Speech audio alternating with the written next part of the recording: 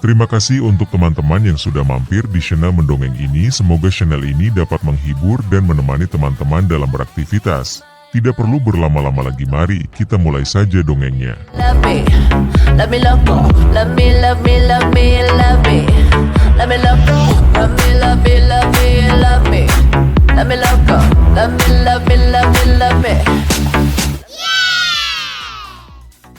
Di suatu masa di negara yang memiliki pedoman, kehormatan diperoleh dari bela diri, dan seorang yang tidak memiliki kekuatan sudah pasti akan mengalami penghinaan. Di negara Silan, tepatnya di kota Yulan, terdapat 4 keluarga besar, salah satunya yaitu keluarga Feng. Keluarga Feng hanya memiliki seorang anak laki-laki yang bernama Feng Hao yang entah mengapa tidak dapat meningkatkan kemampuan bela dirinya.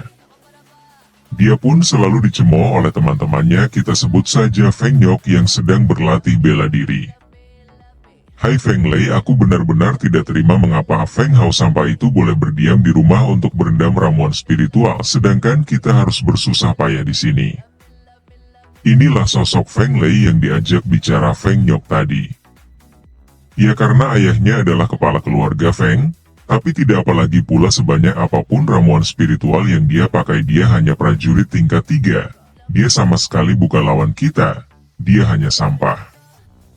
Latihan bela diri pun terhenti mendengar kata-kata Feng Lei dan yang lain pun bergemuruh mengumpat Feng Hao sebagai sampah.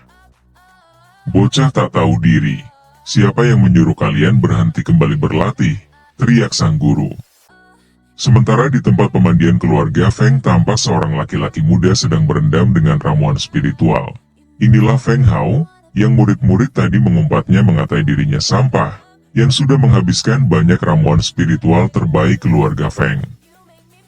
Tapi ia tidak mengalami kemajuan, hanya ada di peringkat 3 ilmu bela dirinya. Apakah yang sebenarnya yang terjadi dalam diri Feng Hao? Dengan wajah cemas pelayan keluarga Feng yang menyiapkan rendaman ramuan spiritual untuk tuan muda Feng Hao. Ramuan spiritual ini mengandung lusinan tanaman obat yang berharga dan dapat meningkatkan ketangguhan dan mencapai efek pendinginan juga peningkatan kemampuan tubuh. Tuan muda Feng, apakah kali ini juga belum bisa terserap? Dengan suara cemas pelayan berkata. Dengan suara tanpa harapan Feng Hao menjawab masih sama. Sudah masuk ke dalam tubuh dan langsung menghilang tanpa tersisa.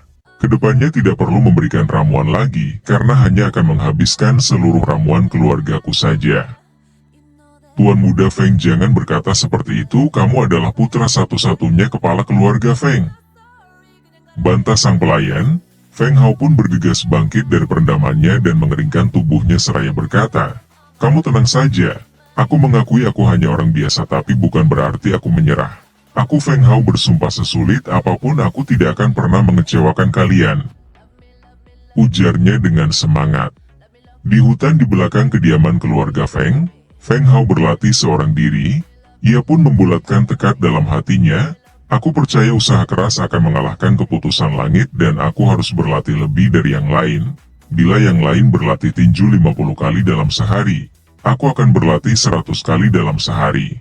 Karena suatu hari nanti aku akan mengandalkan usaha ini agar menjadi lebih kuat dan melampaui mereka. Dengan instingnya, Feng Hao pun merasakan ada seseorang di belakangnya. Dan suara tawa pun pecah.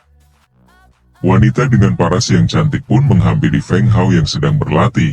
Kak Hao, reaksimu terlalu lambat.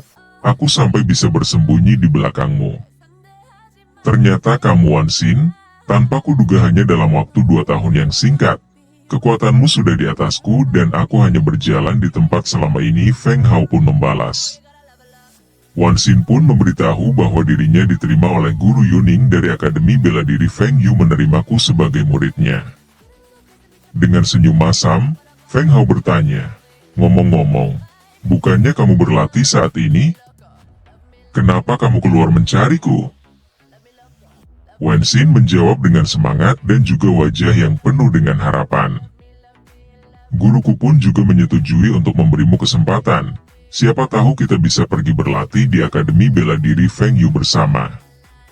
Suara wanita parubaya pun terdengar dari kejauhan. Daratan bela diri selalu tentang kekuatan dan Akademi Bela Diri Feng Yue memang bisa dimasuki oleh siapa saja. Dan berangsur-angsur Guru Yuning pun menampakkan sosoknya dan melanjutkan perkataannya. Hanya dengan memasuki akademi paling bagus di daratan bela diri ini, bahkan jika memulai dari titik paling rendah, setelah pelatihan dari kami pasti akan menjadi lebih kuat. Hanya saja jika orang yang diberi kesempatan adalah salah satu sampah dari keluarga Feng yang terkenal itu, belum tentu. Feng Hao, kamu lebih cocok tinggal di desa saja. Dengan sombongnya Guru Yuning berkata. Belum tahu siapa MC kita dia. Dengan suara berteriak Wen Xin pun membela Feng Hao. Guru Kahao hanya sementara saja seperti ini, dia memiliki bakat, aku mohon berikan Kahao kesempatan. Wen Xin, jangan bicara lagi, Akademi Bela Diri Feng Yue. Aku pasti akan pergi dan aku akan masuk dengan kekuatanku sendiri. Jika diri ini tidak layak diberi kesempatan maka aku pun lebih tidak layak menjadikan kau menjadi guruku. Feng Hao pun menyombongkan dirinya. Dengan tatapan geram bercampur marah, Guru Yuning berkata sungguh bocah sombong, tidak sadar diri dengan kekuatannya sendiri yang lemah, harus memiliki kesadaran sebagai orang yang lemah. Dengan aura pembunuh yang dikeluarkan Guru Yuning dan niat membunuh Feng Hao karena telah menghina dirinya yang seorang Master S tingkat tinggi, ia pun menyerang Feng Hao dengan kekuatannya. Benturan pun tidak dapat terhindari, pukulan telapak Guru Yuning yang hendak didaratkan ke tubuh Feng Hao. Dan Feng Hao pun menahannya dengan kedua tangannya walaupun Feng Hao tahu bahwa tindakannya percuma untuk menahan serangan sekelas Guru Yuning yang seorang Master S tingkat tinggi. Kuat sekali. Aku bahkan tidak bisa menahan satu pukulannya. Aku tidak ingin mati, aku harus menjadi lebih kuat. Ujar Feng Hao dalam hati sambil menahan pukulan telapak Guru Yuning. Dengan wajah tercengang dan heran, serangan seorang Master S tingkat tinggi dapat ditahan oleh seorang dengan peringkat 3. Apa? Dia dapat menerima pukulanku. Kenapa kekuatan jiwa bela diriku hilang? Apakah dia menyerap kekuatan jiwa bela diriku? Dan aku tidak dapat menarik diri. Gumam Guru Yuning. Dengan matanya yang menyala, serta auranya pun tersembur keluar, kata lantang pun terucap oleh Feng Hao. Jangan kau berani meremehkanku. Dengan tatapan yang terheran-heran Guru Yuning pun bergumam, tubuh bocah ini seperti lubang hitam dapat menelan kekuatan jiwa bela diriku. Jika ini terus berlanjut, mungkin aku juga akan dalam bahaya. Bocah sampah, lepaskan. Dengan keluatan yang sudah mencapai batas maksimal, Feng Hao pun memuntahkan seteguk darah dari mulutnya serta perlahan tapi pasti dia mulai kehilangan kesadarannya. Feng Hao pun terpental dan menabrak beberapa pohon di belakangnya. Guru, kau membunuh Kahao? Teriak Wen Xin. Masih bingung apa yang baru saja terjadi. Dalam pikiran Guru Yuning aneh sekali ada sesuatu dalam tubuh bocah itu. Jika bukan karena dia kehilangan kesadaran, kemungkinan besar aku juga akan mati di sini. Wow, amazing. Ada kekuatan apa yang sebenarnya di dalam tubuh Feng Hao? Tubuh Feng Hao pun tergeletak di tanah dengan tak sadarkan diri. Guru Yuning pun berteriak kepada Wen Xin, dia belum mati. Aku peringatkan kamu, jika kamu ingin terus memanggilku guru, jangan pernah berhubungan dengan bocah ini lagi. Sementara itu di alam yang lain di dalam ketidaksadarannya, Feng Hao terbangun di sebuah tempat yang asing olehnya, serta banyak pertanyaan di dalam benaknya. Ada sesuatu akan keluar dari tubuhku terasa ingin meledak. Bayangan keemasan pun keluar dari dalam tubuh Feng Hao dengan amat sangat menyiksa Feng Hao. Benda apa ini? Aku merasa tubuhku akan meledak. Aku tidak bisa menahannya lagi. Bayangan yang terlepas dari tubuh Feng Hao pun kini sudah berubah menjadi makhluk yang terlihat seperti matahari dengan dikelilingi lidah apinya. Sudah ratusan tahun. Aku menunggu ratusan tahun. Akhirnya aku bisa keluar. Semua ini berkat jiwa bela diri hari ini. Feng Hao pun bertanya, siapa kau? Kenapa bisa di dalam tubuhku?